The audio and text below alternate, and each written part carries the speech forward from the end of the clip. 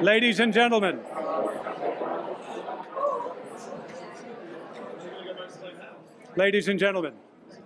thank you very much for attending and welcome to the 14th edition of the Schork Memorial Awards. It's my pleasure tonight to introduce you to our hostess, Monique Wieler, the CEO of Thomson-Reuters Foundation, our host tonight. Monique. Thank you, Corey. Hello, everybody. Fantastic turnout. Well done, Sabina. Only you can do that. In bringing so many people in Canary Wharf in the evening is quite a, quite a challenge, so well done. We are here for the 14th annual Schork Awards in international journalism, and the Thomson-Reuters Foundation is so pleased to host it once more. The awards recognize the brave work of freelance journalists and local reporters around the world. This goal is perfectly in line with the mission of the Foundation. Journalism is, in fact, one of the big pillars of the Foundation. One of our programs, media development and training of journalists around the world, is exactly that. And it's a business in full expansion at the Foundation. Another program that we have 4 of them. The second one is a team of our own journalists at the Thomson-Reuters Foundation, 32 staff and hundreds of stringers around the world covering the world's underreported stories, namely human rights, women's rights, women empowerment, slavery, and the human impact of climate change. We keep the spotlight on these issues, and these issues more and more are covered now, so it's quite a mark of the impact we could have. And since 1 year, we are distributed automatically by the Reuters Wise, which has added to our impact. We can see every day how news and the reality of news makes a difference. And our story not only are picked up by media outlets, but also massively used by human rights activists around the world to ask for change. As some of you know, I started as a journalist and I was the bureau chief of Agence France Presse here in London between 91 and 96 before transitioning to the dark side, first at AFP and then at Reuters, where I was the managing director of the Reuters news agency business. Until 2008, where Thomson acquired Reuters, and I was asked to take the Reuters Foundation and transform it into something else, which I did. But I'm absolutely sure that you remain a journalist for life, because the mind of a good journalist is imprinted with the desire to get to know the truth and to share it. And to share the truth sometimes comes at great personal risk. And this is especially true for those journalists reporting conflict, corruption, and injustice. Often, others have been killed in crossfire or died during a dangerous assignment. The statistics show that 73% of those journalists who have died in conflicts were actually covering politics. Only 42% of them were covering war or human rights. These are chilling statistics. It's not always easy to be a freelancer. They often go from job to job. Their life is riddled with financial insecurity. And that is why the Schork Awards are so remarkable. They honor the work, the talent, and the dedication of some extraordinary journalists. This is truly a unique competition, I think. It is limited to text journalism, and since 2022 has awarded $140,000 for courageous and tenacious reporting from 17 countries. This year, the awards receive 148 entrants from 56 countries who submitted 444 stories in the 2 categories: freelance journalists covering international news and local reporter. For each of the 2 categories, a short list of 8 nominees was identified by former Reuters editors David Rogers and Nick Moore. The shortlisted nominees were then judged by the independent correspondent Robert Fisk, BBC Liz Doucet, international freelance journalist Anna Uzarka, and former Reuters editor Sean McGuire. Now, before we reveal this year's winners, I would like to turn briefly to the theme of this evening, freedom of speech. Freedom of speech has been put to test this year with the Charlie Hebdo attacks in Paris last January, where 8 journalists and cartoonists were killed in a slaughter that shocked the world and saw 12 deaths. Terrorists, of course, had targeted journalists for their opinions. In the aftermath, some countries like Norway, for example, have scrapped blasphemy laws altogether. Others, such as the United Kingdom, are instead increasing state surveillance and censorship to, quote, protect citizens from violence. These developments make us wonder whether it is possible to strike a balance between security concerns and freedom of expression, and whether the right to free speech is an absolute one. Tonight, to answer this and many other questions, we have a stellar panel to discuss the dismantling of free speech. We have Christiane Amanpour, CNN's chief international correspondent and anchor of the famous Amanpour program, Peter Greste, Al Jazeera English East Africa correspondent based in Kenya, who is now very well known as a spokesman for freedom of speech after having been detained for 400 days in Egypt. Peter Greste is our guest of honor and will precede the debate with a talk. Samia Nahul, Middle East editor for Reuters, who has covered most wars in the region and paid a very high price for that. Julian Borger, The Guardian's diplomatic editor. And finally, the moderator, Stephen Sacker, host of BBC's Hard Talk. Now, before we kick off the debate, you may have seen on the tables in the first room that we made available to you a few copies of an innovative handbook launched this year by the Thomson-Reuters Foundation.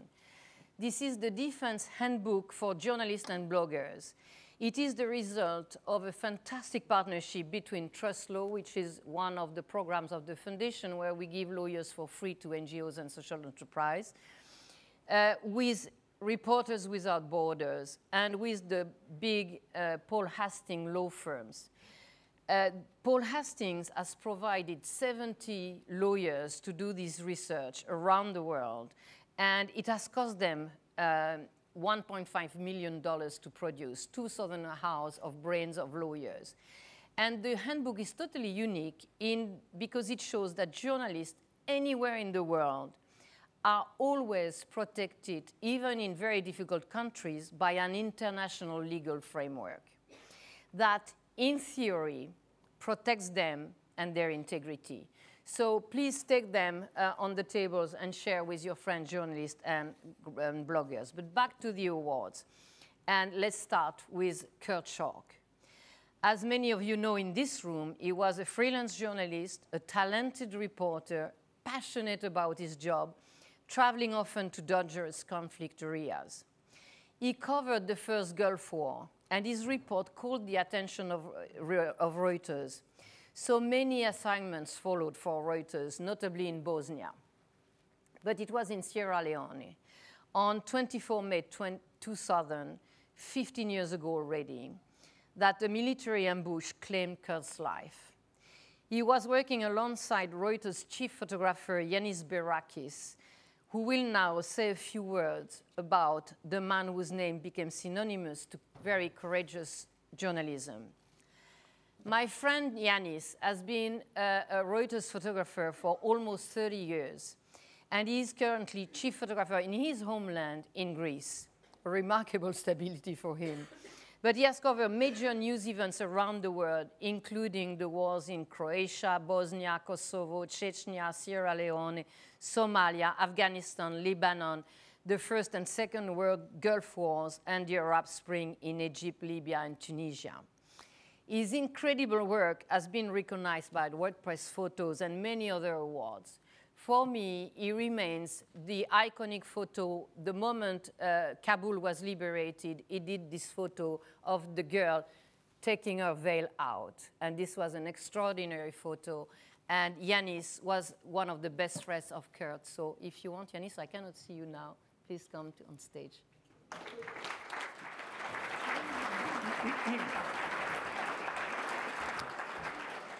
Thank you.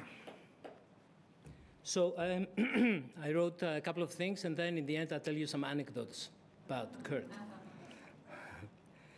So first of all, I feel very happy to see a lot of old friends and colleagues.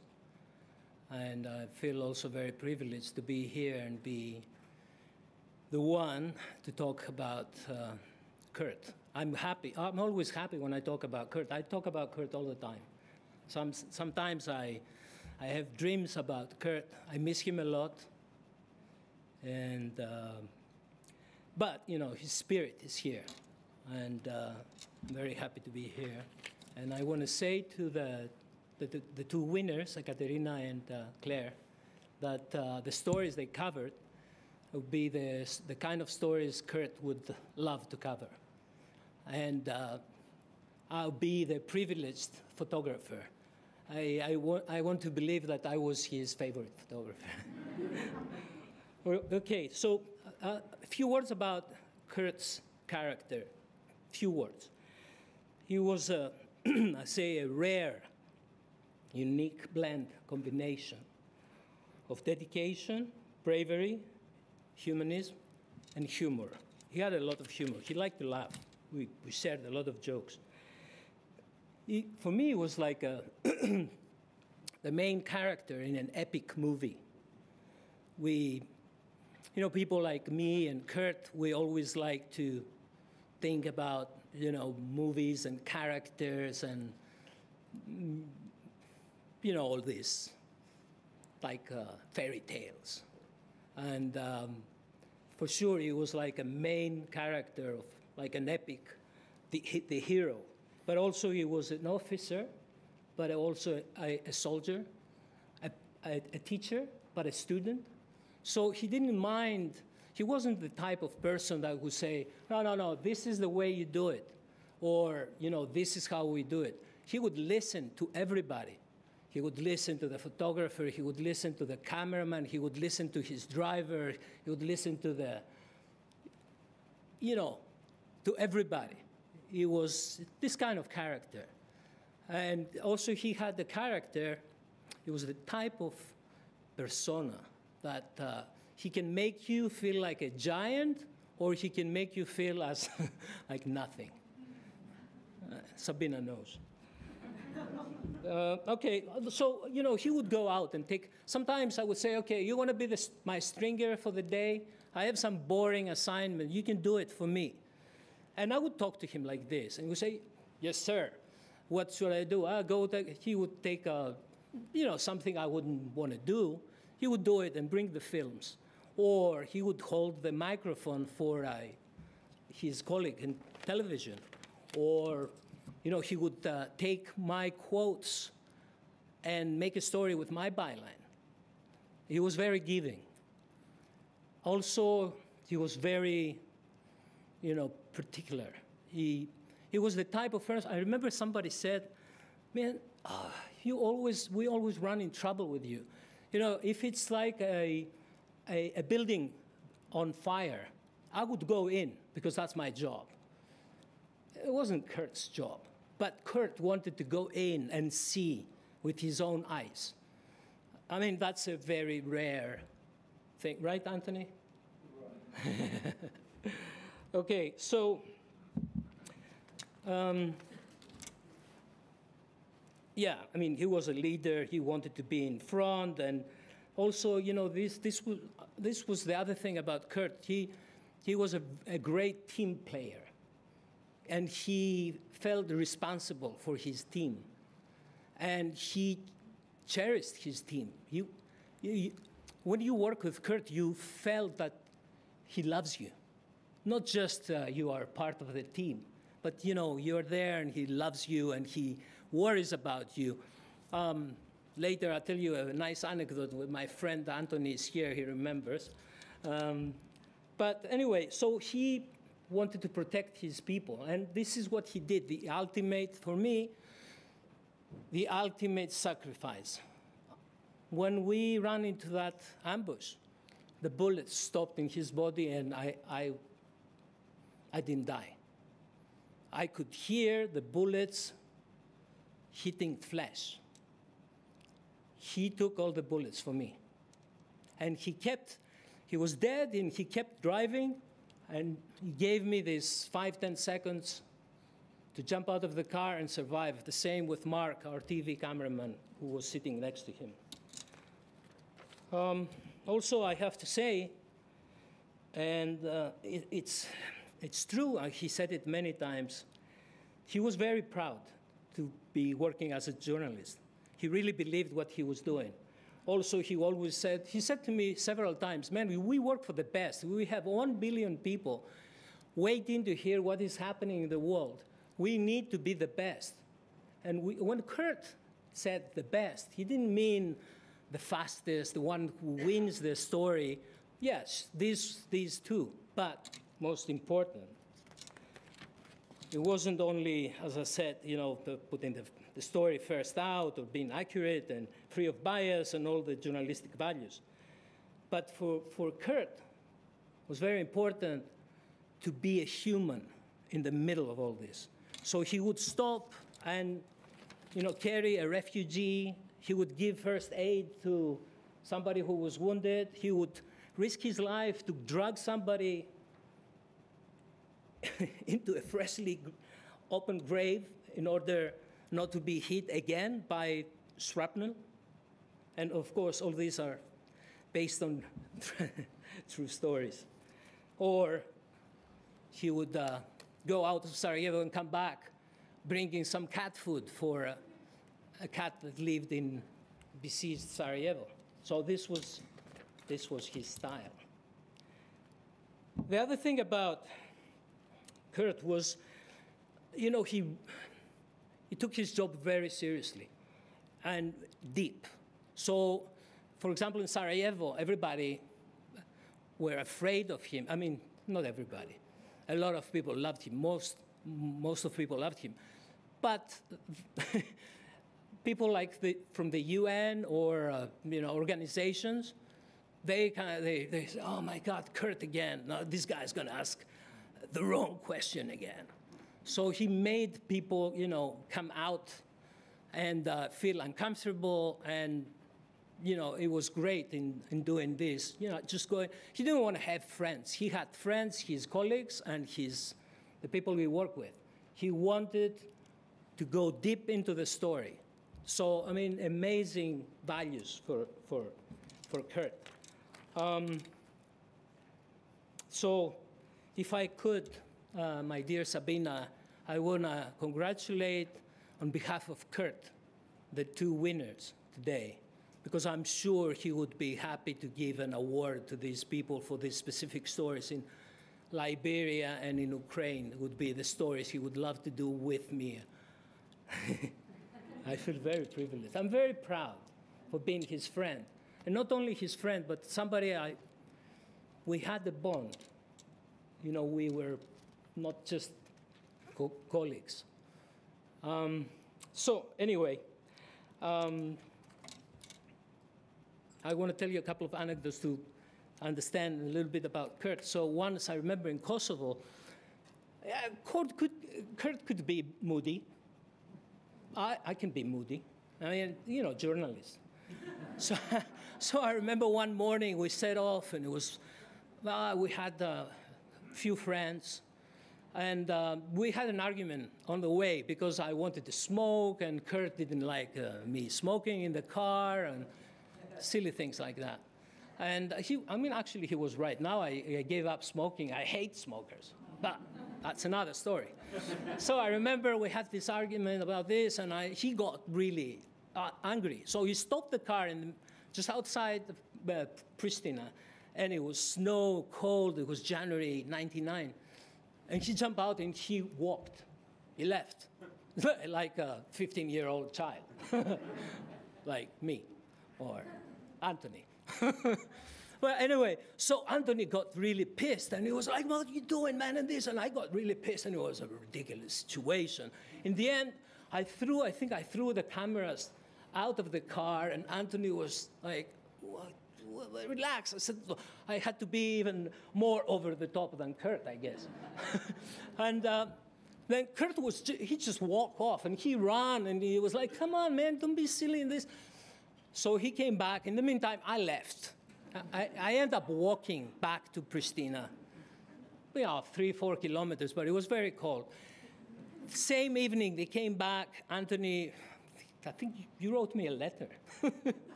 Yeah, a nice letter. And Kurt, he called me.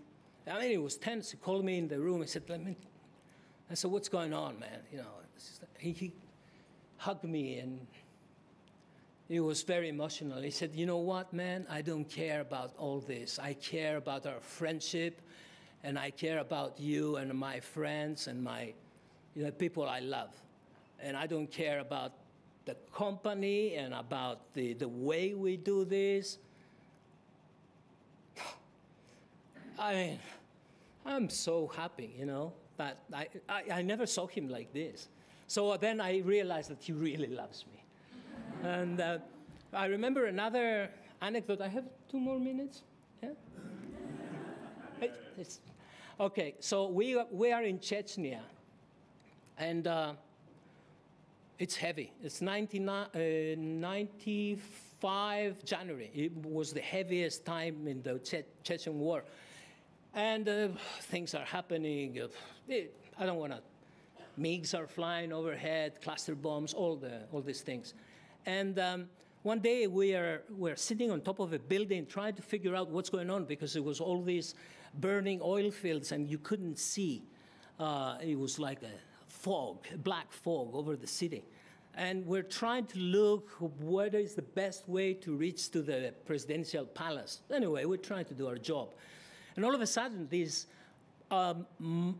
rockets fly over our head, not more than 20 meters over our head. We felt the heat. And it was like, what's going on? And I remember Kurt said, man, this is the scariest place I've ever been. I'm never going to come back here.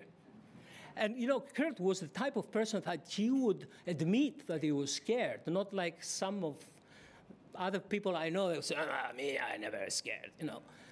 And he said, I'm never going to come back. This is the place I want to go. I think it was 2 months later he went back. Not me, but he went back. So anyway, okay, I just want to finish. And the last thing I want to say is I want to call upon you and whoever else listens to us and believes in what we do as journalists. Try to be Kurt Schork every day for a few minutes. This will make this world a better place. I promise you. Thank you.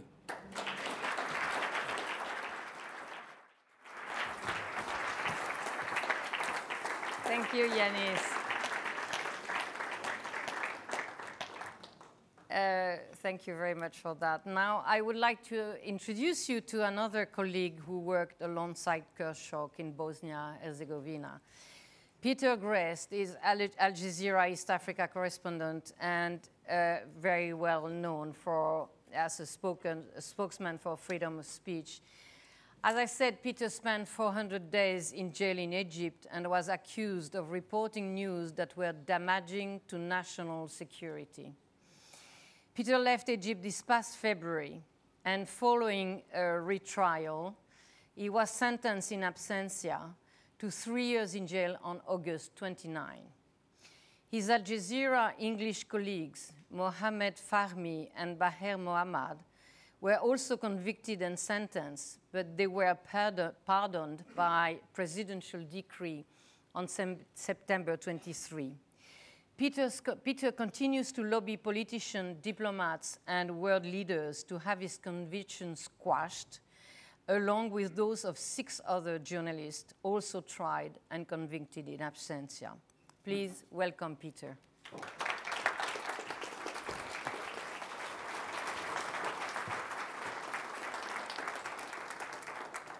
Thank you very much indeed. What an incredible honour to be here this evening. You know, in the memory of, this is of course a double celebration in a way. Double honour, first of course to be honouring the two winners here this evening, but also to be honouring the memory of the man whose awards these were established in the first place. Now, as Monique mentioned, like a lot of correspondents who came of age during the Balkans in the 1990s, I knew Kurt, although I remember showing up at the Holiday Inn in Sarajevo as a young reporter, as so many of us did in those days, trying to figure out how to work and, more importantly, how to survive on the front lines.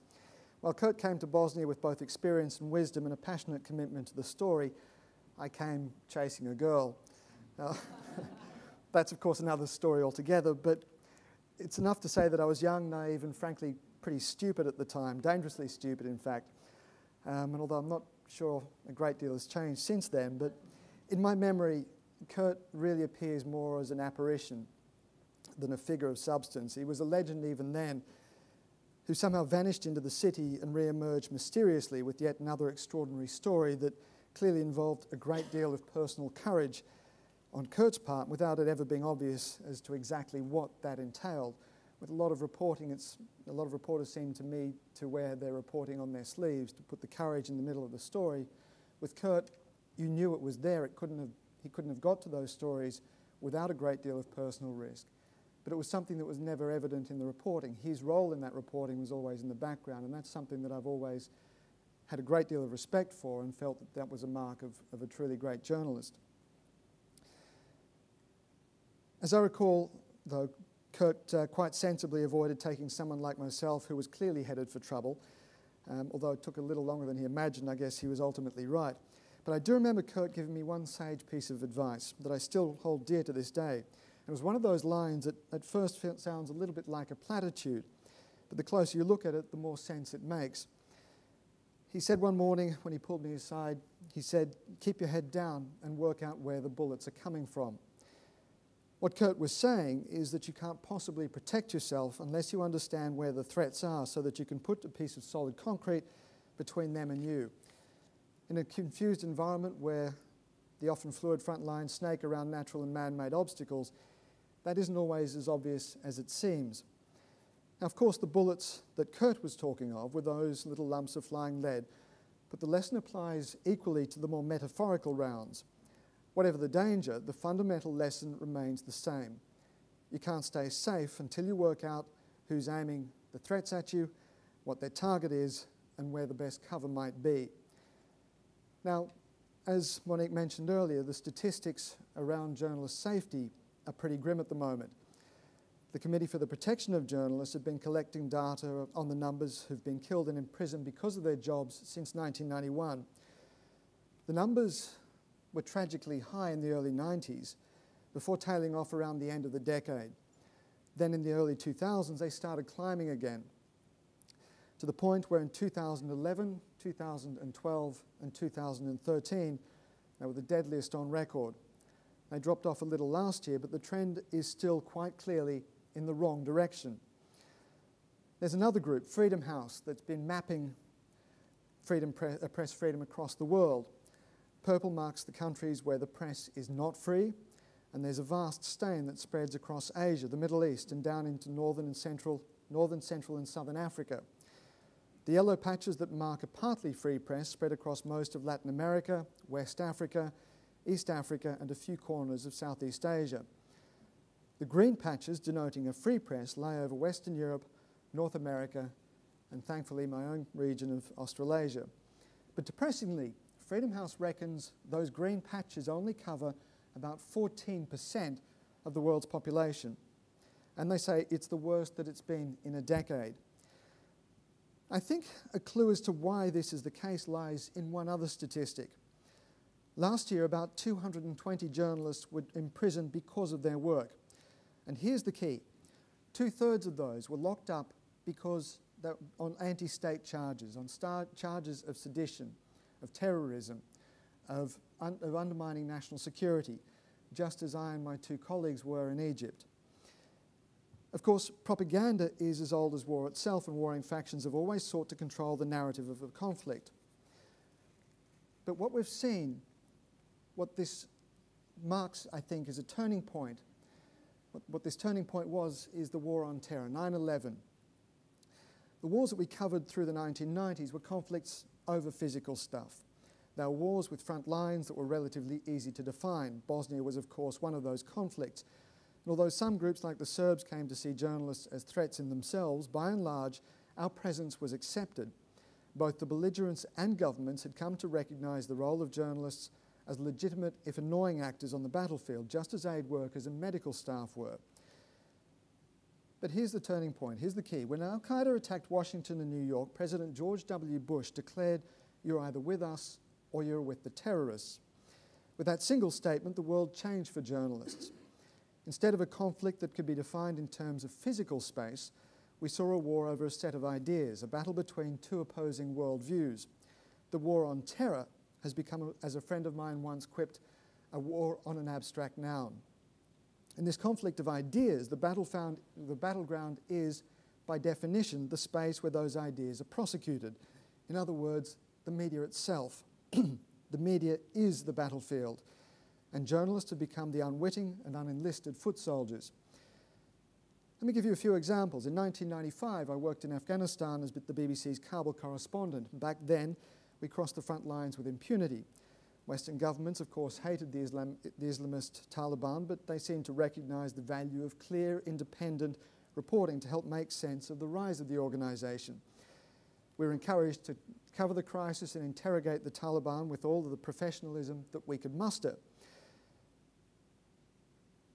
And while the Islamist militants didn't necessarily like us or understand us or our values, they also weren't openly hostile to us. As long as the two sides weren't shooting at each other, we can, and often did, cross the front lines for the sake of reporting from both sides as independent journalists. But after 9/11, two things happened that had significance that I think few of us recognised at the time. The first was the US bombing of Al Jazeera's Kabul bureau, largely because of its reporting from the Taliban's territory during the advance of the Northern Alliance and its US allies. The second, of course, was the kidnapping and the execution of the Wall Street Journal's reporter Daniel Pearl by militants linked to al-Qaeda. Not because he was going to expose any hidden secret, but simply because he was an American Jewish reporter. Those trends have continued on both sides ever since. Since the war on terror began, governments across the globe have used the T word to excuse all manner of attacks on human rights and press freedoms. To me, it almost feels like a kind of new globalized McCarthyism, where simply invoking terrorism is enough in some cases to get away quite literally with murder. I don't mean to minimize the risks of terrorism or blame the governments alone. Of course, the Islamic State's executions of James Foley and Stephen Sotloff and the Japanese photographer Kenji Goto are simply the latest and most shocking examples of the problems on the other side of the ledger. And as Monique mentioned earlier, of course, the Charlie Hebdo attack was another shocking example. But in this new world, to simply ask questions about the conflict or to seriously investigate extremism or the government's handling of it, you make yourselves a target. In the view of both sides, if you cross the line in pursuit of our most fundamental principles of balance, of fairness and accuracy, you effectively join the enemy. As I said earlier, in effect, it's made the media itself the battleground. In a lot of ways, it feels a little bit like a chilling redefinition of Marshall McLuhan's famous phrase, "The medium is the message." Now, for me, of course, this isn't hypothetical. I'm not talking in the abstract. This is deeply personal. As you know, and as Monique mentioned, I came out of 400 days in an Egyptian prison for collaborating with Islamic extremists, and I still carry that terrorism conviction. In prison, I often thought about what we'd done to upset the government, and in a way I might not have minded so much if we'd genuinely pushed the boundaries. I've done that plenty of times in all sorts of places where my own radar was much more finely tuned to the environment, where I was far more aware of where those boundaries lay and of what might upset a government or a warlord, and of what their response might be and of what I could get away with. But in Egypt, we were playing quite literally with a straight bat. I'd only been there 2 weeks before our arrest, and so I really wasn't in any position to probe the edges. I was simply treading water. My work was, I'd have to admit, rather routine, and certainly it was nothing special. The trouble is that Egypt is one of the most polarised societies I've ever been in that isn't locked in a civil war. Remember, of course, barely 6 months before our arrest, the Muslim Brotherhood had formed the first legitimately elected government in the nation's history. They remain the single largest and best organised political force in the country, so in the pursuit of balance and fairness, it made sense to pick up the phone and talk to them. But it seemed that that single act made us targets of the government. Of course, there were a lot of other political avenues or political issues involved, but fundamentally that's why we were targeted, because we chose to investigate and interrogate as honest reporters covering all sides of the conflict. I'm not here to suggest that places like Britain or Australia are anywhere near that situation. But what concerns me is that we take great care to defend those things that have genuinely helped keep our successful democracies safe, stable, and relatively free. In the US, Australia, and as we've heard here in Britain, we've seen legislation introduced ostensibly to tackle terrorism. I've got no problem with the need to keep our societies safe from attack, but in the arguments about defending national security, I think we can lose track of some of the most basic principles that have helped make our states some of the most prosperous and peaceful nations on earth. Remember, the media is the fourth estate, the fourth pillar of a healthy, functioning democracy alongside the executive, the legislature, and the judiciary. The more you weaken any one of those, the more you destabilise the whole lot. In my work in more authoritarian places, I've often noticed that in the relationship between the government and the media, there's a sliding scale that defines the way that power is distributed. If you take power from one, you tend to give it to the other. In the current environment, it is all too easy and too tempting for governments to use the war on terror as a convenient excuse for dragging the slider to the right, to claim more power in the interests of national security, trading off the media's oversight role in the process. Now, even if we wanted to live in a police state, history suggests that that can never really deal with terrorism, and that perversely the best way to tackle extremism of any sort is to keep an open, accountable society with the media free to do its job, interrogating not just the government, but all of those whose opinions tend to drift off into the political extremes. This isn't to suggest that the problem only lies with governments. Of course, the media too has a responsibility to hold to our highest professional ethics of balance, of fairness and accuracy. We need to be fearless in how we tackle those issues. And we also need to take great care to avoid needlessly violating national security simply for the sake of being provocative. If we're going to fight off legislation that too tightly ring-fences the work that we do, we have to have the public's confidence and trust that we're not only necessary but worthy of defending. So when the media is at its best, the work it produces is not just challenging but enlightening. It draws the readers and viewers and listeners into the story. It challenges authority as it should, but it also breaks stereotypes and assumptions.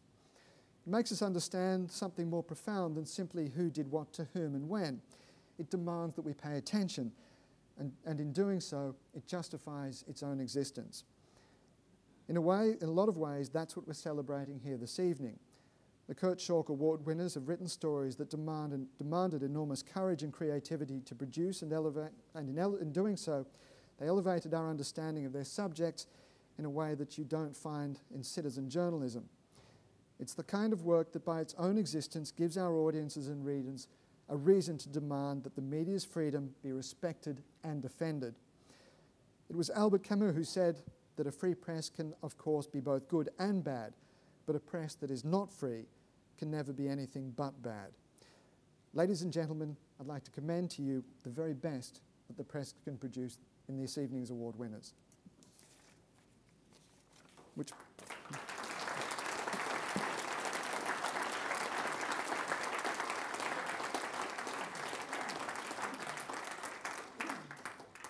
So, ladies and gentlemen, I think now I have the great honour and privilege of announcing the winners. The winner for this year's Local Reporter is Ekaterina Sergetsukova. Forgive me.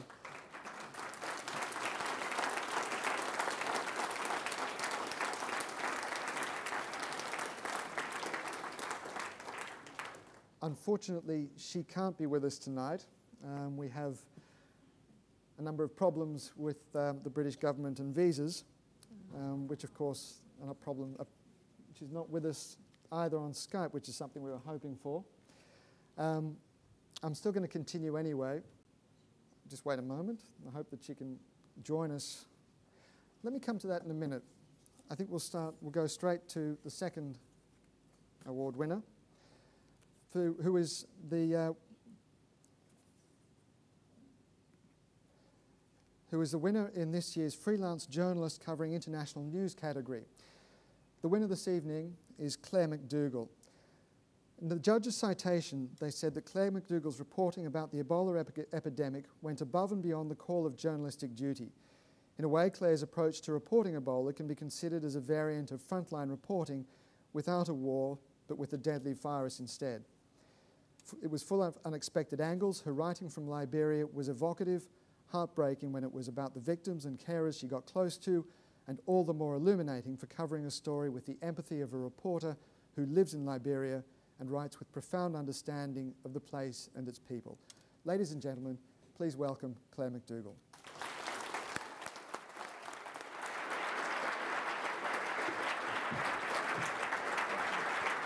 Thank you, Claire. Congratulations. Thank you. Would you like to say a few words?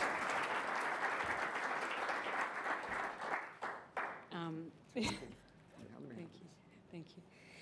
It's an incredible honour to receive this award, particularly that is dedicated to a journalist who was so committed to covering the region in which I work, so, you know, West Africa. And I'm a bit of, when it comes to reporting, I'm a bit of a socialist. I think that our reporting depends on the willingness of people to disclose their stories to us. So I would like to really acknowledge, you know, the people who I interviewed, you know, the health workers, you know, the people whose families were affected, all of those who are involved in the good fight against Ebola, and you know, thank them for their courage, because without their stories, you know, we have no stories. So thank you very much. Just stay with us for a moment. I'm going to give you that. Stay. So before you go, I wanted to ask you, as we were speaking earlier, West Africa is not the first place that most freelancers would think of to go to report. There are plenty of other places where you're likely to get a lot of opportunities. Why West Africa of all places? I think that West Africa is an incredibly interesting region of the world where there's not a huge amount of reporters, and you know, I think that there's a lot, you know, there's a lot going on there in terms of natural resources, you know, in terms of corruption and so on and so forth. And I think that you know, there's incredibly interesting connections between the West and, you know, the US and slavery and so on and so forth. That and why? One of the things that Kurt that I mentioned was the line from Kurt's advice, in which he said that in covering conflict you needed to know where the threats were coming from so that you could protect yourself. In a story like Ebola, there are no front lines. The threats all around. How on earth do you cope with the disease and still keep yourself safe? I think that reporting on Ebola was incredibly difficult because, you know, as you know, being a reporter in Africa, you know, there's, you know, it's an incredibly sort of tactile, West Africa and Africa in general is an incredibly tactile place, and you need to be able to sort of empathise with people and sort of, you know, be close to, you know, be up close. And it was really difficult reporting on, you know, on Ebola in that respect. You had to keep a distance from people. You know, it was incredibly difficult being someone who lived in that country, you know, and there wasn't sort of this sense of being an objective, neutral observer. You had to, you know, help in some ways, or, you know, do the best that you could to help. But yeah, I mean, it was difficult to report on in many ways, but you know, we sort of managed to keep ourselves safe. Well, fantastic. I'm glad that you're here to be able to accept the award. Okay. Thank you very much. Claire McDougall.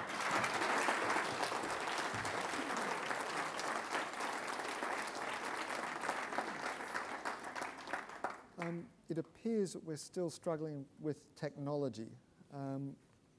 So I think what I'm going to do is continue with the citation for Ekaterina Seregetskova, who, as I said, is the winner for this year's Local Reporter Award. And in the citation, the judges said that she was investigating Russia's involvement in eastern Ukraine in a story that's both important and dangerous. Ekaterina showed iron determination and endless curiosity while reporting in great danger and writing on the Ukraine-Russia conflict. Her reporting highlighted the very human impact of fighting through accounts from extraordinary yet ordinary citizens, describing what the conflict meant for them and the implications it had on their lives. The reports also stood out for their originality and a manifest bravery. Now, ladies and gentlemen, as I said, we don't seem to have Ekaterina at the moment, so I think I'm going to present the award to Monique. Do you want to accept the award on Ekaterina's behalf? I'm extremely honored.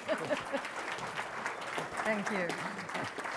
And I think I'll hand over to you to set the next stage. Thank you very much. Thank you. So the panel, if you want to come. Has Christiane Amanpour arrived? Or we will start without her, and she will join. Thank you. Okay, so ladies and gentlemen, please do lend your eyes and ears to what I think is going to be a fascinating panel discussion. We are missing one panel member, Christiane, but we're going to get Christiane as soon as she's off air. She's so dedicated to her job that she thought she ought to present the show before coming and talking with us.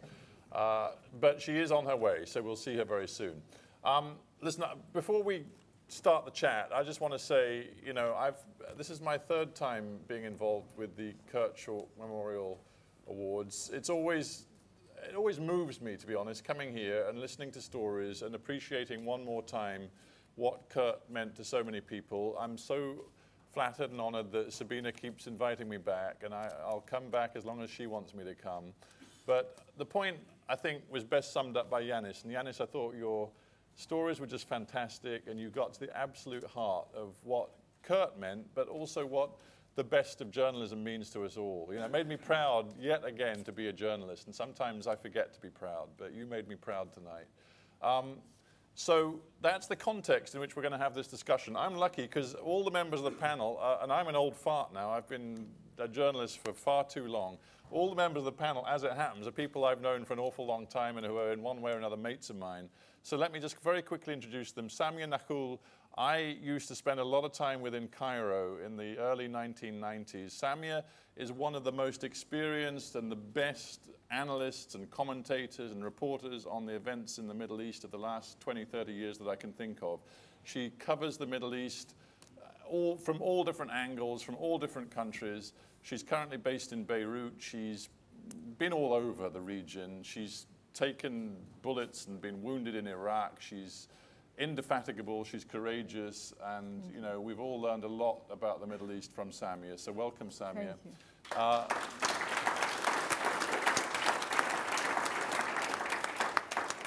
you. Peter, well, the last time I saw Peter, bizarrely, I was on holiday wearing a pair of cruddy shorts in Nairobi, Kenya, and I happened to be staying in a house which was next door to Peter's house, so he came over for I was going to say a cup of tea, but I think it was actually a beer. But anyway, it was only months before Peter went off on assignment to Cairo, which wasn't his patch because he was Africa correspondent, but you know, he was summoned to spend a few weeks doing fill-in duties in Cairo, and of course, it took him rather longer to get out than he imagined.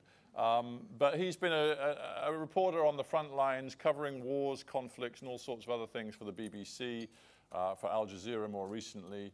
A wonderful journalist, and Peter, thank you for everything you said earlier, and it's great to have you on the panel.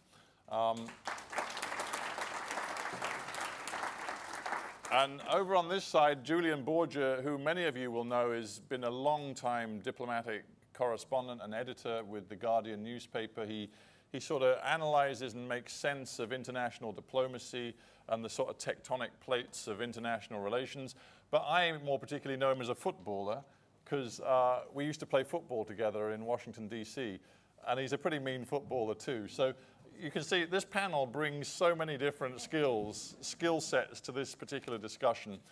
So Julian, welcome to you too. Thanks for joining the panel. And you know what? We all know Christiane, so she doesn't need a big welcome when she gets here. We all know how brilliant she is, so we'll forget about her for now, but she is coming. Anyway, look, the point about tonight, to celebrate Kurt, to remember Kurt, to celebrate the award winners, and also to think about the state of journalism today, particularly the difficult journalism that tries to get the truth out of the conflict zones and the dangerous places. And we've got this theme, the dismantling of free speech, which sort of implies that things are getting worse. And Peter, you gave us some figures from Freedom House and the Committee for the Protection of Journalists, which show just how many journalists have been imprisoned and lost their lives in the last decade, and the numbers are alarming, and although there are bumps and spikes, they tend to be heading in a depressing direction. So I want to hear from all three of you with your particular jobs, your particular perspectives, whether you feel in your bones that things are getting worse in terms of the ability of journalists to do their jobs. So Samuel, let's start with you. Yes, I think it hasn't been as bad as it is for journalists now in the region. If you think about, there are three concepts that are not being observed. It's not just about free speech. Journalists have been attacked by states, by Islamic State. They've been beheaded, tortured, and kidnapped. The security services are harassing them, assaulting them. So on front, and the judiciary, now we have laws, penal codes that are putting journalists in jail on defamation, on slander, on anything. You cannot criticize any official. You have seen many journalists. Either a bomb is put under their car, or a bullet is. So you don't know where the danger is coming from. It's just not from war zones. Before, like 10 years ago, you go to a conflict zone, that you're risking being killed, being attacked, being shelled. But now the danger is multiple. It's the attacks on journalists have multiplied, and it comes from all fronts. Journalists are being targeted by states, by security. Look at, for example, Turkey.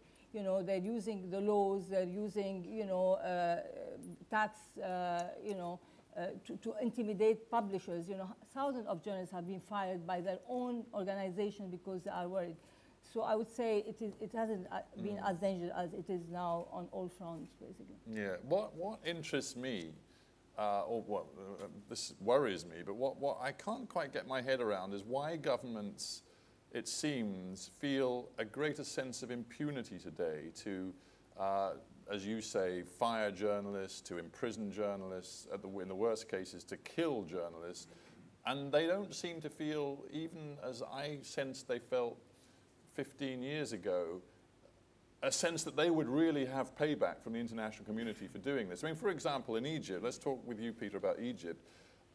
I remember when I worked with you, Samuel, in the Egypt of the early 90s, I made a documentary for the BBC, which they hated.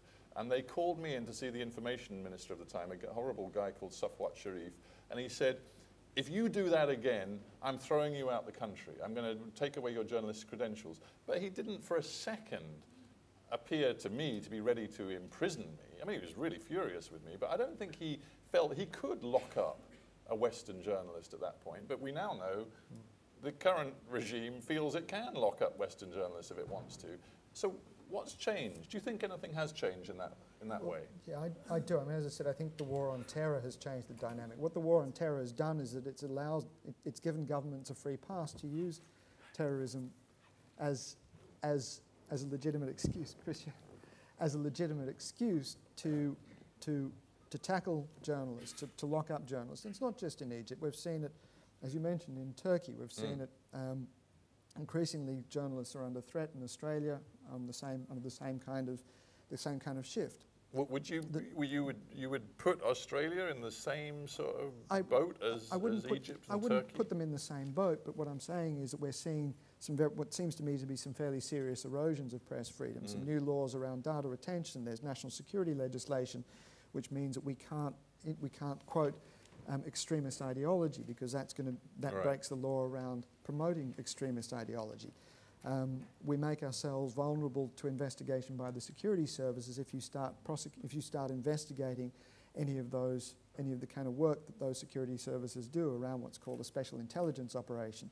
It's a fairly technical law, but the net effect is to make it tougher, not just for journalists, but also to close down the space that whistleblowers have, or the opportunity for whistleblowing. And I think that while I think I'm not putting Australia in the same category, what it is it's part of the same problem, and that's the tendency to use the war on terror as an excuse to limit the work that journalists are doing. And I suppose the point I was getting at with my story about Egypt then and now is that nobody seems to care quite as much I think that they about journalism and about truth-telling. Well, a couple of things have happened. I think that the war on terror has changed the dynamic, and by simply stating, when Bush said you are with us or you're with the terrorists, he made it a binary choice. He took away the middle ground that journalists used to be able to operate in, and legitimized that the whole dispute, or the whole legitimized national security as a way of targeting the press. And what matters is, I guess most of us in this room, we're either journalists or we're student journalists or whatever, and we just inherently and because of everything we're interested in, we care so much about the principles of freedom of expression, freedom of speech, and free journalism. But maybe in this climate that you've talked about post 9/11, the publics in so many countries are less clear now about the boundaries of freedom of speech and the balance between freedom of speech and security in a way that has muddied the waters. And maybe the public isn't quite as straightforwardly adamant that free speech has to be an absolute in the way that it used to be. No politician is ever going to stand up and run the risk of being seen as being soft on terror, being soft on national security. So it's politically very difficult for politicians to defend attacks on journalists. Can I add something here? I think also after the toppling of, like Mubarak and all the Arab leaders or dictators, and these were Western allies, or allies with Washington, with all the Western world, and these, like Sisi, saw that Americans didn't come to the help of Mubarak, and they saw that so there is a kind of they're clamping down even more now, the repression, the brutality. So they don't care about the West. Right. The allies, even if they tell them, democracy, what does democracy mean? What did you do for your Democrat or for your reformers? So there is a kind of, they feel, they just want to clamp down and crack down as much as they can. Let me just pause for a sec to very warmly welcome Christiane to the panel. Welcome, welcome. I've bigged everybody else up, but I said I'm not going to big you up because A, you work for CNN, and B, I've known you for ages, so I don't need to. And definitely D, don't need to. Everybody knows you in this room and everything you've ever done, so just welcome and thank you so much for being here. Thank you. It's great to be back. My annual visit to the Kurt Schork Memorial Awards, we all feel obviously so strongly about it. It's so great to see you live, free, and in person after all the lobbying that all your colleagues did and so many people around the world, and we're very happy to see you safe. So it's great to be here, to discuss this issue.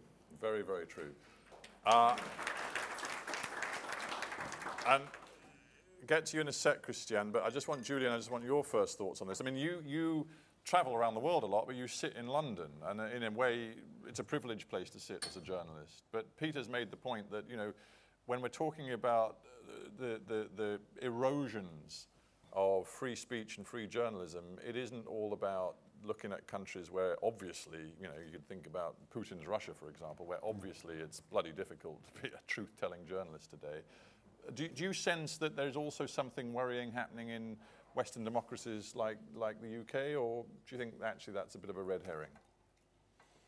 No, it's not a red herring. I mean, I'll say two things. I mean, one, it really came home to me when we did the Snowden stuff that a couple of us made arrangements to get to New York and anchor it out of New York, and we couldn't talk to each other, and we made our own way there and so on. And it suddenly struck me, God, I am leaving Britain so that I can do journalism. True, yeah. And that was a very sort of sobering moment. Certainly, you know, when they came in and asked us to destroy the hard disks and so on. That was another sobering moment. And actually, I don't know if people have seen, but today, I haven't been in the office today, but I believe the police demanded access to a Newsnight reporter's computer today on the basis. Sorry? Saying it was from the terrorist act? Yeah, I mean, he's been doing a lot of research and he's been trying to reach out and do interviews with IS figures in Syria, and they demanded access to his computer. You know, which I think for most of us journalists is just something that's very worrying. Yeah, every day a new line has been crossed from that point of view. And, so in the big picture, when we talk about the dismantling as though there's something more alarming going on than we've been, you know, the background noise that we've been used to of many regimes around the world that have always hated truth-telling journalists, do you sense it's getting worse? Yes, I do, but I don't want to make an equivalence. I mean, into, you know, what happened in Snowden with Putin's Russia or China. One recent event that really drove home to me what was happening was when the president, during the President Xi visit, a very senior Chinese official came in to see us, came to see the editorial board, and we talked about various things. And we brought up this thing and said, you know, we really would like to know why you do that thing where you block us you know, every so often, and people can't log on. And you know, I don't know what I was expecting, that he would just sort of lie about it or say, you know, I haven't heard about that. But he was quite clear. He said, we have a different understanding of human rights. We bring 10 million people a year out of poverty. That is, for us, human rights. For that, we need stability. If anything threatens that stability, we will stop it, we'll close it down. If we have to do that again, we'll do it again. What struck me then in that meeting was, here you have another model for the modern state, one in which our ideas about liberal democracy and freedom of expression don't play a central role. And what's noticeable is that model is spreading. You know, you have Turkey, Erdogan's Turkey, you have right here in the middle of Europe, you have Orban's Hungary, who talks about the illiberal state like it's a good thing. Yes. And his heroes, you know, are Turkey, and his models are Turkey and China. As a model, we're losing ground. Yes. And we're not really fighting. I mean, you saw the treatment of President Xi when he came. You know, we were entirely compliant, acquiescent. Didn't mention anything about human rights. EU has been very, very soft and pathetic about pushing back on Orban's attack on free speech. So as a model, we've lost, I think, a bit of our self-confidence. I would agree with that. That's partly what I was thinking about with the way we regard Sisi's Egypt at the moment too.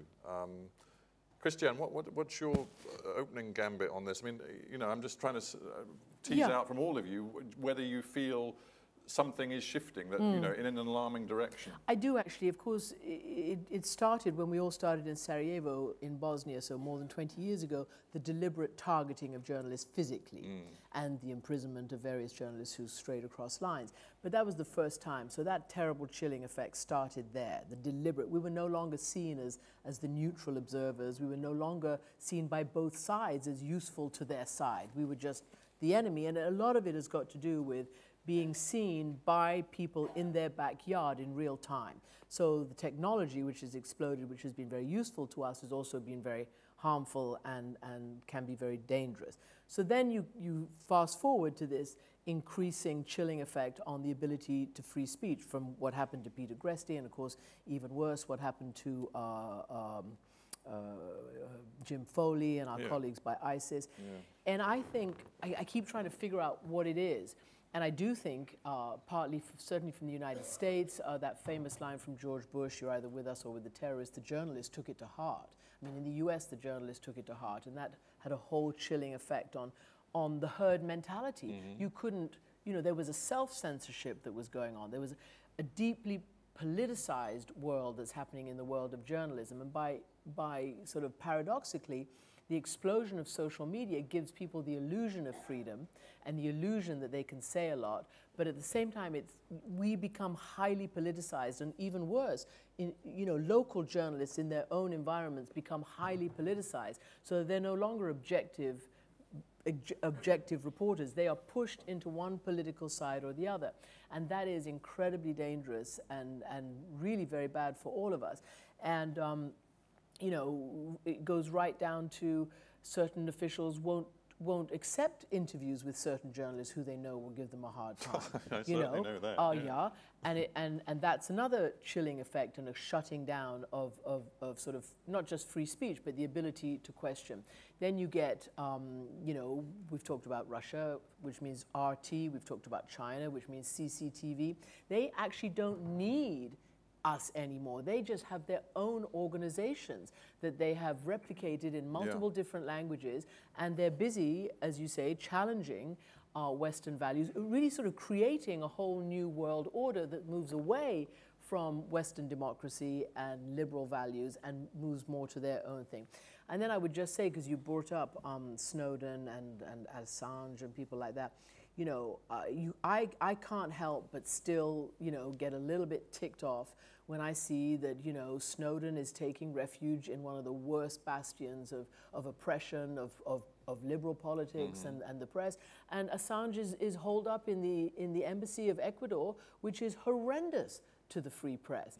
And, there's just such a mix and such a mess going on right now that it's hard to cut through. And that is why journalists are right down there, very far down the spectrum of public officials who are trusted. We don't have high poll ratings when it comes to the public's, wanting, trust in us, and that's a real problem and a real shame. I mean, there's a couple of things I want to pick up on. One is we've sort of mentioned the change in the digital era with obviously, people and indeed journalists having so many different ways to disseminate information in real time, pictures, content, all sorts of stuff on a zillion different platforms.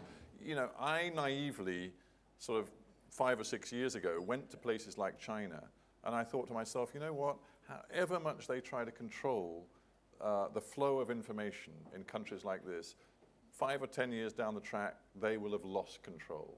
And I think, unfortunately, I was wrong. I mean, I was wrong big time. They are incredibly adept at managing this new digital world. Yeah, but I still don't think they have the control that they used to. But the thing is, one of the lessons that you also learn from states like Egypt is that you don't necessarily need to control the media or the medium. You don't need to shut down social media. All you need to do is go after a few key individuals, and you can shut down that debate very, very quickly. You make a couple of high-profile arrests, you can intimidate everyone.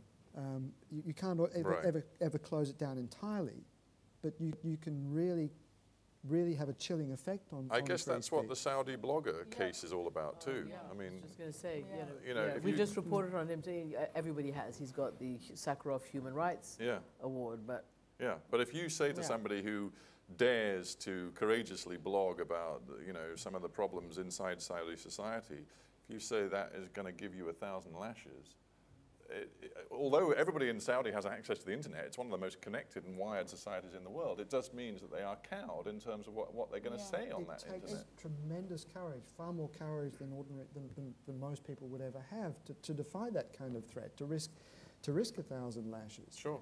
This is why we didn't see any movement or any protest in Saudi Arabia during the Arab Spring. Even they were inviting people to social media, but nobody dared go out, including also Qatar, the poet who's been jailed for 15 years because he criticized the ruler. But there is one element also in the Arab media, most broadcasters, and Jazeera, Arabiya, they're controlled by government, by monarchies. I mean, these people, nobody would dare. I mean, even in Lebanon, which used to be, the most independent city for journalism, every TV station is controlled by a sectarian leader or linked to a sectarian leader. So, and everybody is on their payroll. So you have all these broadcasters from Egypt to Saudi Arabia, are government state controlled. And plus you have the security forces whoever dares say anything will intimidate or will put a bullet or will kill, like Samir Qasir. You know, even I know, including me, I don't never park my car in an open parking in Beirut. I always have to go into security parking and know, because you never know who's going to put something if they don't like an article, and we all receive threat. But, you know, I mean, the danger is there, but basically everybody, you know, all the Arab media is controlled by Qatar, Saudi Arabia, the Egyptian government, and so on. I don't know if you, I don't know if you want to address that in particular, but well, you don't have to if you don't want to. But I mean, you know, as it happens, it is an interesting point that we've got a you know, we all travel the world, we've got a multiplicity of channels on our telly telling us that they're truth tellers and they're giving us, you know, the world news. But there aren't many of them that you could actually say one would trust to be independent on you know, key issues concerning the world today. Jazeera is, you know, it's a fantastic channel, and it has brilliant journalists like you working for it. But I mean, Sami is claiming we have to be careful with it. How do you feel about that? No, I mean, I wouldn't be working for it if I felt uncomfortable, if I felt that the work we were doing was controlled by Qatar. That's not to say that there aren't issues. I mean, even the BBC gets lent on by the government if you start pushing certain boundaries. I mean, that's a fact of life. But you know, I'm not saying that. Sorry, I wasn't trying to attack you know, Jazeera. No, I'm talking in general. No, I understand. I understand. Look, one of the things that Jazeera was intended, one of the things it was created to do, was to challenge the kind of state-run media that had been operating at the time of the Arab Spring, or before the Arab Spring. And so Jazeera was, I mean, the whole reason for its existence was to challenge, was to provide an alternative view to a lot of those voices. The fact that that was in line with Qatari foreign policy is a separate but not unrelated issue. The fact is that what Al Jazeera has been doing, it has been challenging a lot of the established regimes. I mean, I think that's one of the reasons why Al Jazeera was targeted by Egypt. We were arrested for sure, partly because of the work that we were doing, but also because we were politically convenient, because we'd been accused, Al Jazeera had been accused of associations with the Brotherhood. I'm not going to say... No, listen, that's interesting, but I actually want to just think about a different way of thinking about this dismantling of free speech idea. What do you think about this? If you are wanting to report on a country, let's say Egypt or Turkey or wherever, but the rules that you have to abide by in that country make it impossible for you to feel that you can do your job properly, that you can bear witness, you can tell the truth without running the risk of arrest or worse. Does there come a point when actually it's better not to be in that country than to be in it and abide by their rules, which makes it appear that they are open to journalists, that they're open to a flow of information, when in fact they are completely repressing and controlling that information? Well, I've had to go, like many of us have had to go through that many, many times. I think actually you can still do it, but what you can't necessarily do is do it live and on the spot. I think you can go in with, you know, an assumed identity or whatever, do you know what I mean? Just under the radar, and it's still happening, and people are doing it in many parts of the world. And that's great, and it's the old-fashioned investigative reporting, and, you know, if companies are willing to put the money behind it and really, you know, enable a really thorough investigative report, which has done the legwork, which has, you know, got the sources, you know, a proper documentary that we used to see and we still do see in many instances. So it is possible. I think what's not possible, or what's more difficult, is in some of these difficult situations, difficult countries, to report live and on the spot and while you're there, so that they can see you and they can just come and grab you and, you know, at best throw you out, at worst put you into jail. And that's the, you know, that's the problem. So it gets harder, but it's still doable if we're willing to put the legwork in. You know, I think you also have to talk about the quality of journalists and journalism. You know, who are you going to send to sit in front of some of the most important and and challenging individuals. You can't send a junior, you can't send somebody who's going to not know what to ask or not be willing to sit and challenge and therefore give the so-called softball, puffball thing. That, I think, is also an issue. There are ways of going into draconian countries and making it very clear that you're under quite a lot of restrictions, but at this time, right now, this is what I can tell you, and this is the value added of knowing this, but we don't know a lot of other stuff. So I think, I don't think there's a case for not going somewhere unless you really are being marched around and given a script to read. I mean, the other lesson of this evening is that some of the best and bravest and most challenging reporting can also be done by people who are either freelancers or local reporters who really know the story and maybe have a better sense of where you can push and where you can actually take risks which are calculated and worthwhile rather than crazy. But those are the ones, we talk about the journalists that were in prison. One of the things, it's those guys that are far more vulnerable than anyone else. That's also true. One of the things that disturbs me is the fact that, and it still pains me, the fact that I'm here today because my name is Peter and not Muhammad. Right. My colleagues, we got the attention that we did because I was the token white guy. It's the three of us are out of prison, but there are still 18 Egyptians in prison. We still don't know. We hear very little about the other journalists that have been in prison in places like Turkey and elsewhere.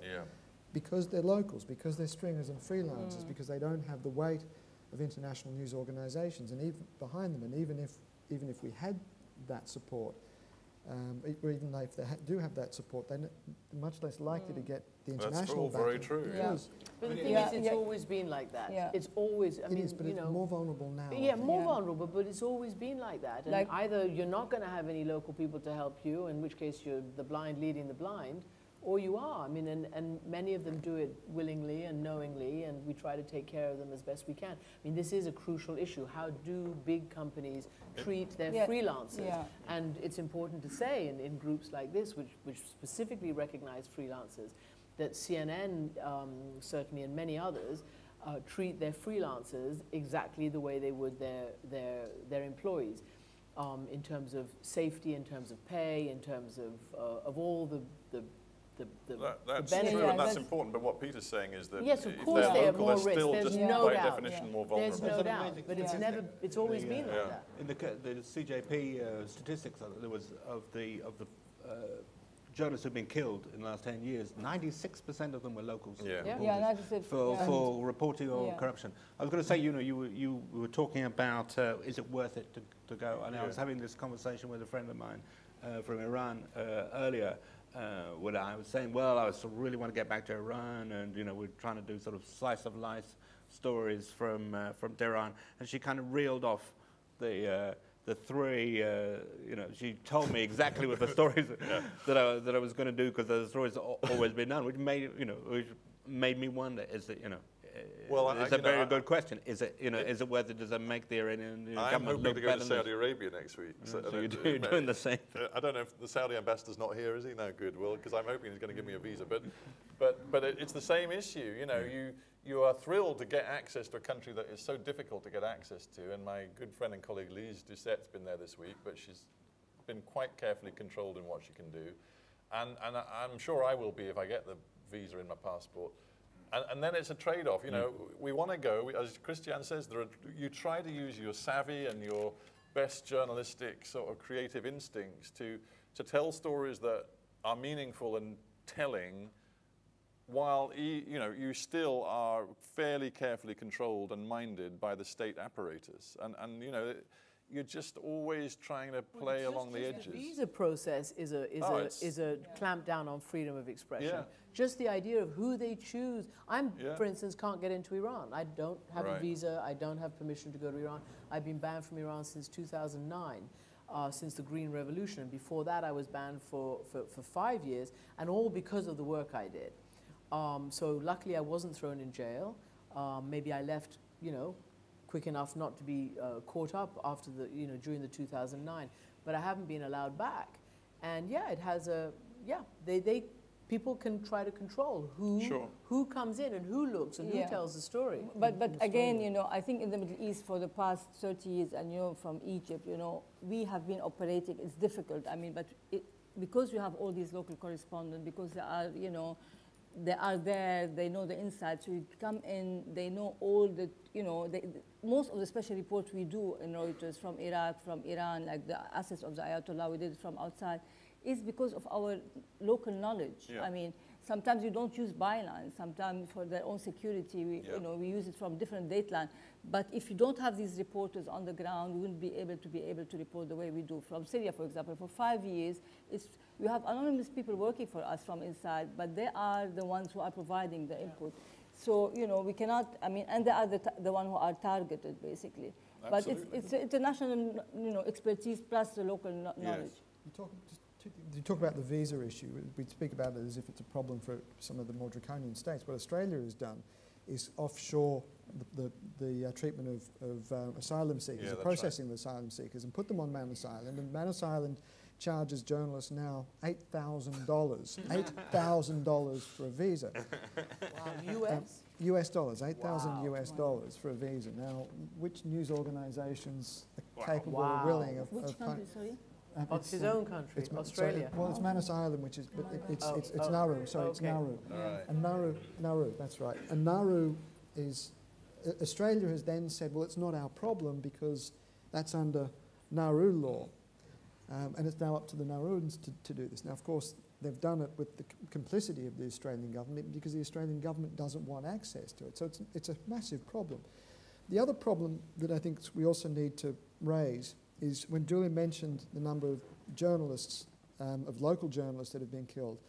The other statistic which actually amounts also to a form of intimidation is the indifference of the authorities to those murders, to the attacks. The level of impunity of those of people who are responsible for those crimes is absolutely astounding. I think that it's something like 90% of attacks, murders of journalists have never ever been solved. Yeah. Never even investigated. Never investigated. Well, it can be even worse than impunity. It can be complicity. Well, complicity, you know. And look at Latin America now. I mean, Mexico. I mean, it's all over. Anyway, well, you know what? I do want us to allow you guys to have a chance to quiz our wonderful panel. So we've got perhaps 10 minutes or so, 15 minutes, let's say. Let's be generous. 15 minutes where we can have any questions from the floor on the broad theme of freedom of expression, whether things are getting worse, is there a systemic dismantling of what we would like to feel are fundamental freedoms? Hands up, sir, you've got the mic first, and then we'll come over here. But you start us off, sir. I wanted to talk to, maybe this will be the best question for Peter, I'm not sure, working in East Africa, but... Put the mic really close to your mouth so we can all hear you.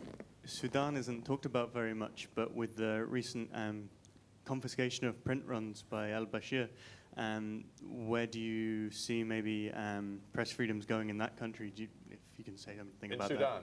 In Sudan, yeah. Anybody following Sudan who can...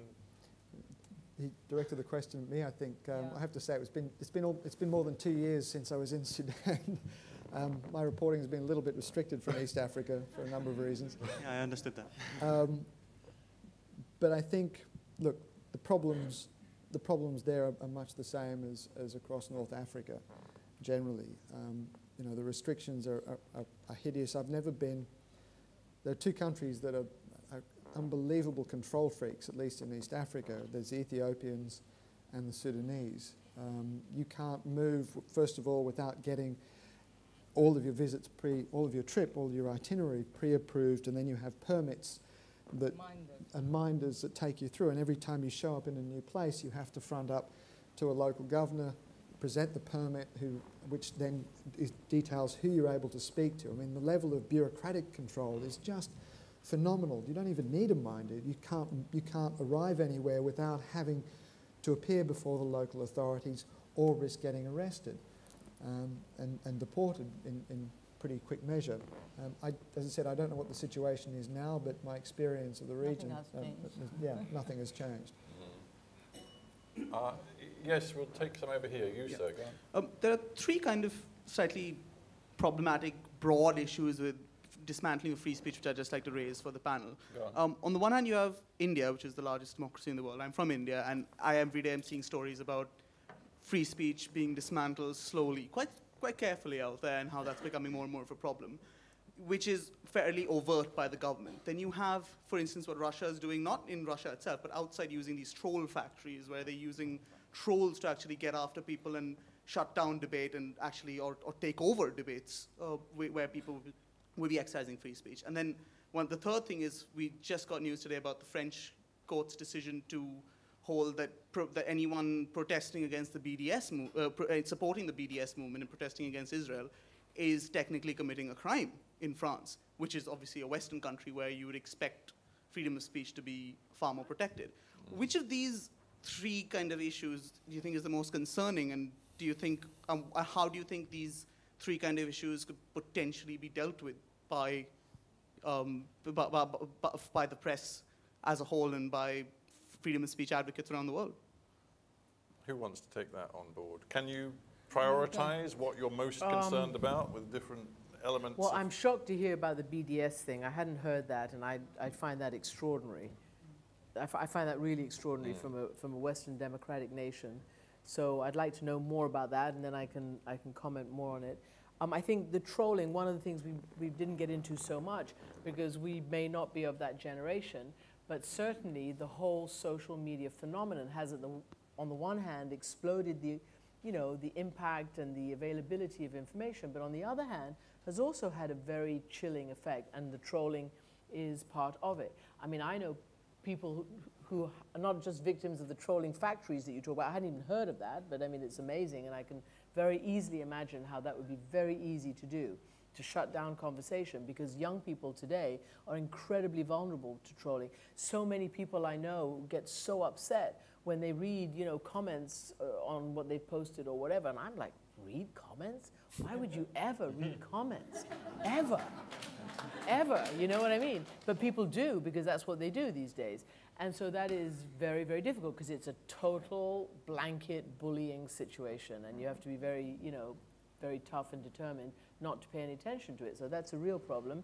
And I can't remember what the first one you said, but India. Well, there was India, Russia, and then France were different. I'm not sure it's useful to decide, a league table of. No, I mean, because they're different contexts. It's very worrying, the stuff we've been talking about related to Snowden and the surveillance society, and states without any permission at all deciding they can read what we assume were private emails, or indeed commandeer journalists' computers. I mean, that's all really worrying because of the standards we set for ourselves in our societies. It doesn't mean it's quite as grave as, Anna Politskaya being gunned down in the streets of Moscow. I mean, you couldn't compare how the two, could you? It's like apples and oranges. How could you say, "Oh, I'm much more concerned about one than the other"? I mean, they're both very concerning, but they're just different. I want to add here one comment also, like government. For example, in the case of Egyptian journalists, like Germany refused to extradite, Ahmad Mansour, while Lebanon, for example, on an arrest warrant, sent an Egyptian journalist, and now he's been sentenced to life imprisonment and in jail. So also there is the complicity of government applying the laws according, kowtowing to, Egyptian government or not, basically.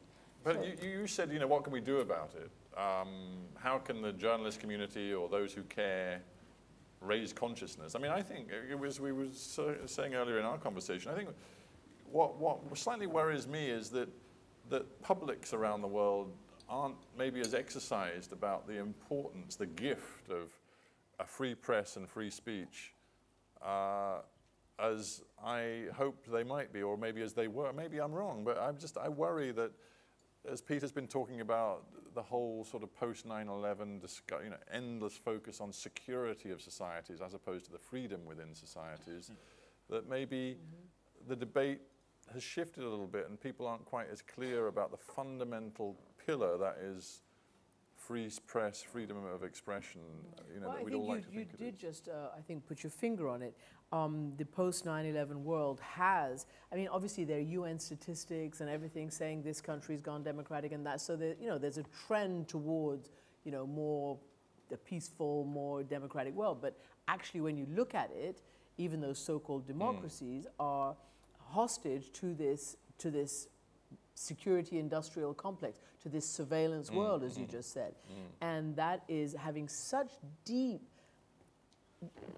impact on our lives, to the point that we're even complicit now, all of us, people who use online technology for whatever they do, whether it's all the search engines, whether it's all the money they spend online, whether it's the shopping, whatever it is, everybody has access, apparently easily, to all of our information. This is a very, very, very bad thing. And it's, the reason I bring it up is because it's surreptitiously removing our individual freedoms from us, and I think we're sort of complicit in it as well. So if that's happening, you know, who's going to worry about the other thing? Sorry, Peter, but I do want to make sure we get a few more questions in. So there's two. You've got the mic, so you're in control. Hi, my name is Lina Tayyar. I'm an ex-journalist turned political risk analyst. I've got three small questions. You put the mic really close to, Three small questions. One, Peter, I wanted to ask if it's possible for you to share with us, did Jazeera do anything to help you? And before you were sent, did they pave the way for you to be there? Did they speak to the right, you know, ministries to make sure you're covered? It's just amazing for me to know that you've been thrown in jail and haven't had any help from your employer. Stephen, I want to ask you, out of curiosity, what do you hope to achieve in Saudi Arabia? And Christian, you mentioned a very interesting point about the journalists before and after.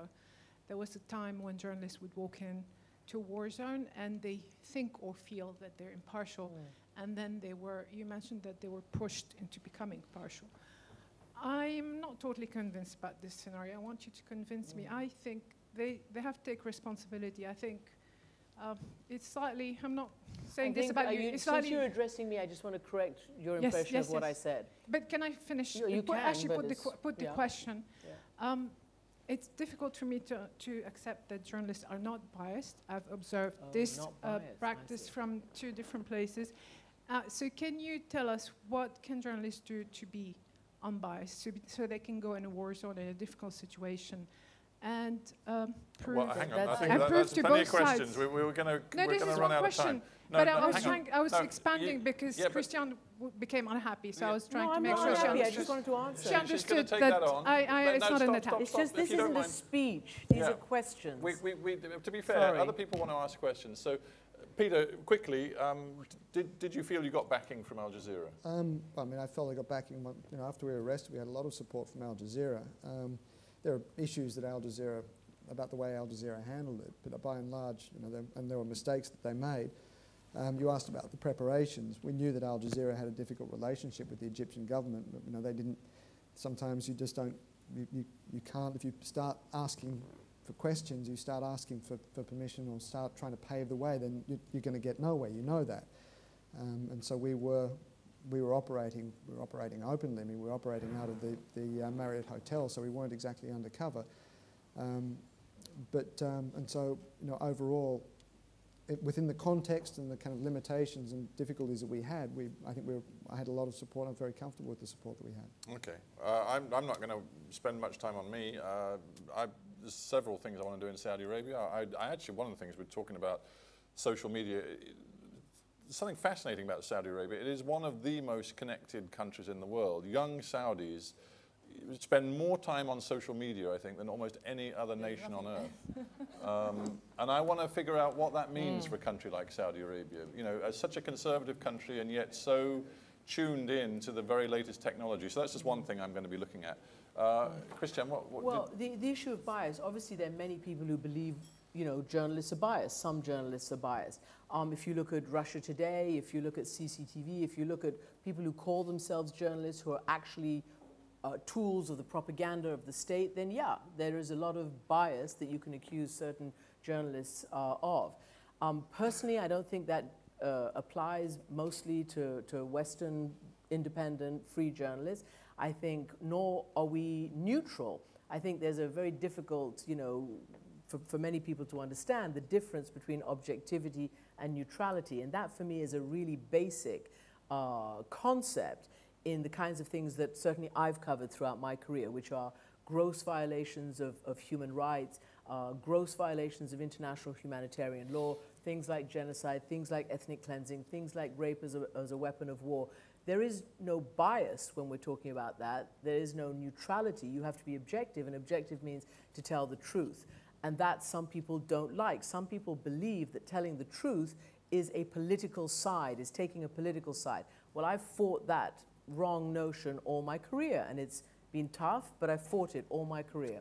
Now, there are many journalists, which is what I was saying, in today's Egypt, for instance, or in today's Russia, or in today's wherever, local journalists who, because of the government and because of the fierce political divisions like between the state and the Muslim Brotherhood, let's just take Egypt because we've all covered that, and frankly it's one of the most acute examples of this, that I have found that many journalists have found themselves forced into political corners. They by what they say and then what they then choose to say or don't choose to say, it becomes part of the political dynamic. And I think that's what's so difficult. It's very difficult to get objective, fearless reporting in a society which is run by fear and which will penalize you for being truthful and honest. And therefore, you are forced, whether you want to or not, to take political sides. That's what I was trying to say. Okay. Right. Let's... I'll tell you what, I'm going to take 3 questions all in a row, but keep them really short because we're going to run out of time very quickly. So the lady, you, ma'am, you have a first go. Just give us a real short question if you can. My question is short.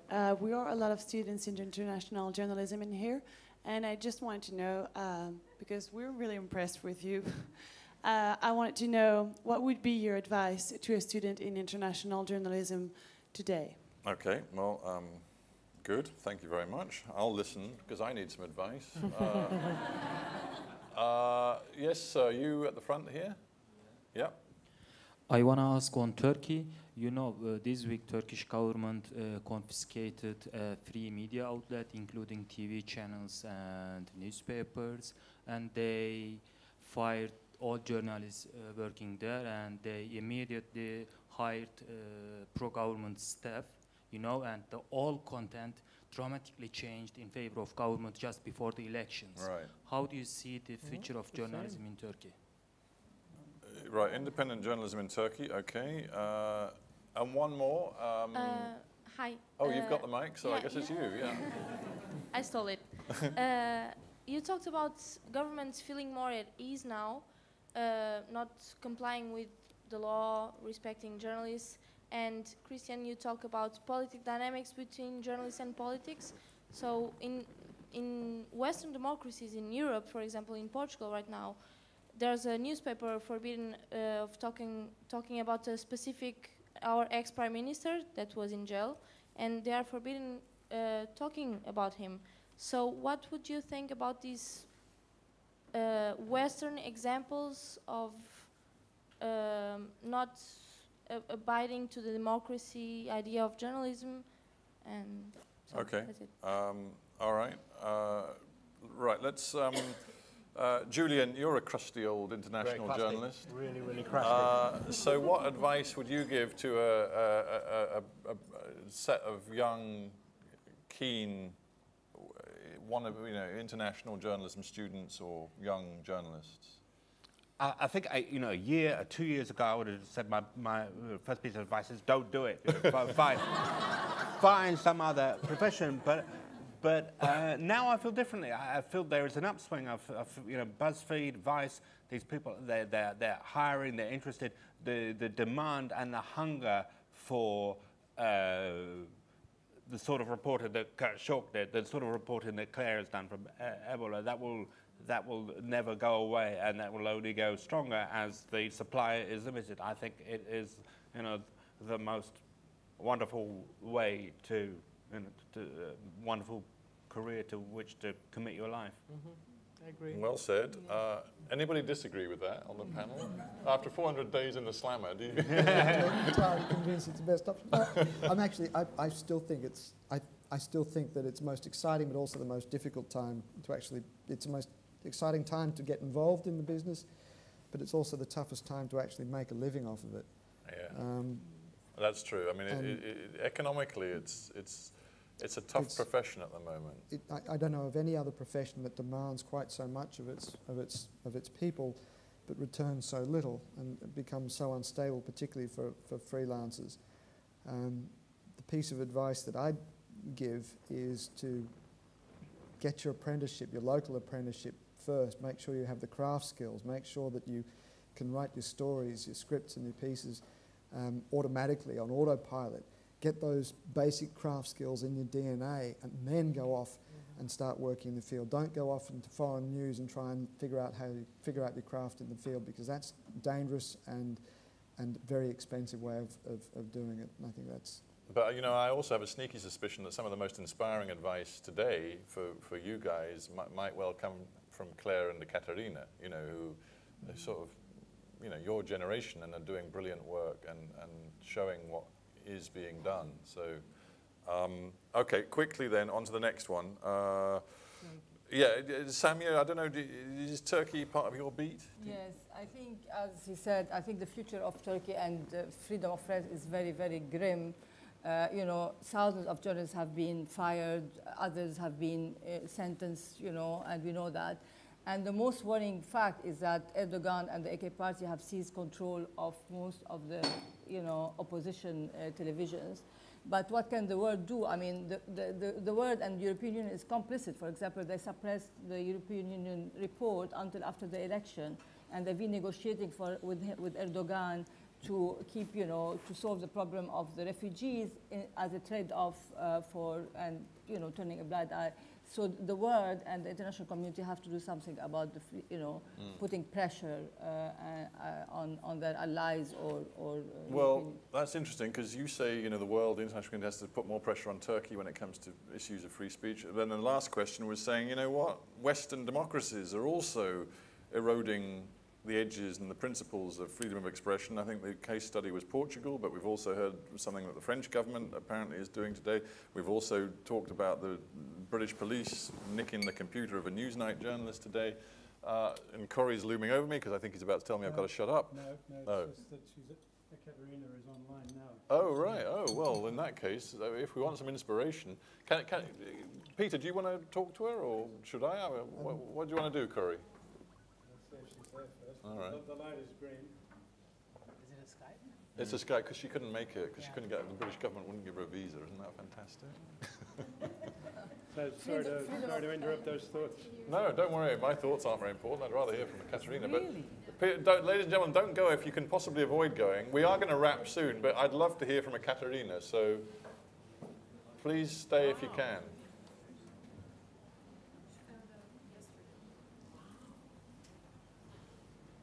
Corey, I don't know if this is going to work. It's not looking good, is it? No. The light was green. She's... Okay, yeah. Do you all guys need help? That's a great question. Yes, probably. Corey, do you need help? Always. Always. It's dialing. Yeah. You just can't hear it here because we've got the audio in the other room, but it is dialing. But so please carry on. Well, you know, it was just, I don't know, Christian, whether you feel... It's off? Okay. Watching things unfold here in London, do you feel Western democracies are letting things slide too? I think, you know, it's a matter of degrees. I mean, if that's true about Portugal, it's unbelievable. I don't know, is it a legal thing? I mean, I don't know. I mean, sometimes here you can't report on certain, you know, legal cases and can't repeat certain processes that have gone on in court. There's certain court things, so I'm not fully sure of that.